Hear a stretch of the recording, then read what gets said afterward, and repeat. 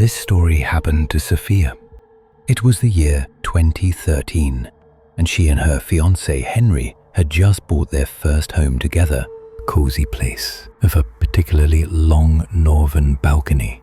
Henry was thrilled because he loved playing with slingshots and immediately envisioned setting up a little target range out there. But within days, he ended up shattering the glass sliding door. Sophia, exasperated, confiscated his slingshot. Not long after moving in, one evening, as dusk deepened into night, the couple went out for a walk. They wandered farther than usual, eventually finding themselves near a small park on the east side of their neighborhood. Henry, still pleading for his slingshot back, whined, "Come on, give it back to me."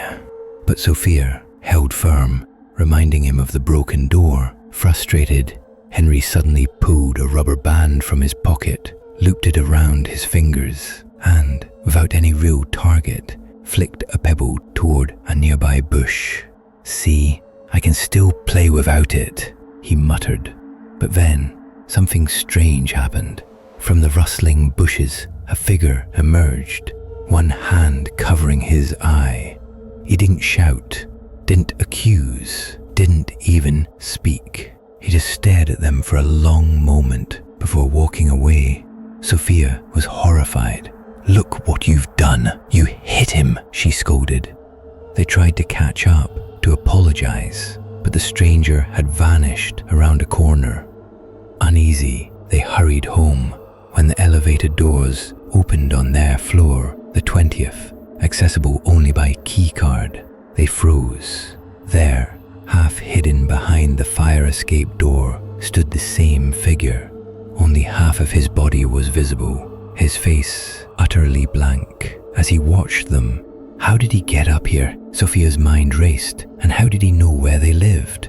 Henry, swallowing his fear, stepped forward. "Hey man, I'm really sorry about earlier," but as he spoke, the stranger slowly retreated into the darkness behind the door. By the time Henry reached it, the hallway was empty. Henry turned back to Sophia, his forehead slick with sweat. I just looked. It was a cat," he stammered. They didn't speak of it again that night, brushing it off as a trick of the light, but at some ungodly hour, Sophia jolted awake to the sound of persistent meowing outside their door. She reached for Henry, only to find him unresponsive, no matter how hard she shook him. Heart pounding, she crept to the peephole. There, crouched in the hallway, was the stranger, not a cat. He was licking the back of his hand, his head tilted up, grinning at the door. Sophia recoiled, certain she hadn't made a sound, but the figure suddenly scrambled away on all fours, crawling unnaturally fast down the hall. She rushed back to wake up Henry, only to find him on top of the wardrobe, knees bent, head lowered, his eyes locked on to her. His feet shuffled against the wood, making the cabinet creak like a cat preparing to pounce. Terrified, Sophia slammed the bedroom door shut. The hidden door, flush with the TV wall, had no handle or lock and was useless. She fled to the bathroom, barricading herself inside as she called Henry's parents. They came and took him away. "We'll handle it," they said. She never learned how. When Henry returned, he wasn't the same. He was distant, picking fights, demanding they break up, sell the house, split the money. "I don't care," he snapped. Eventually, they stopped sharing a room. Henry slept in the guest bedroom, Sophia in the master. Then, one morning, Sophia woke up late, 9 o'clock. Her alarm had rung. Her phone was flooded with missed calls, yet she'd slept through it all. Her hands were filthy, fingertips raw, nails torn.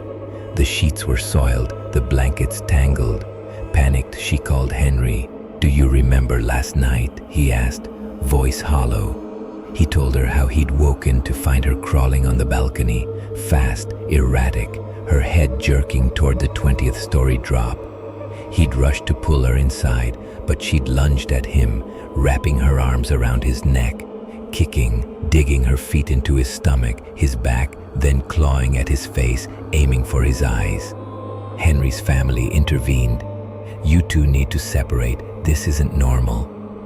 Guilt-ridden, Sophia agreed. She moved out, renting a tiny apartment alone, but the heaviness never left her.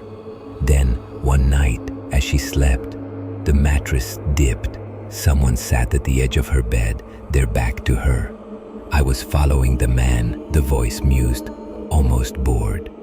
"Even a medium couldn't get rid of me, so I tied myself to you instead. But you're no fun.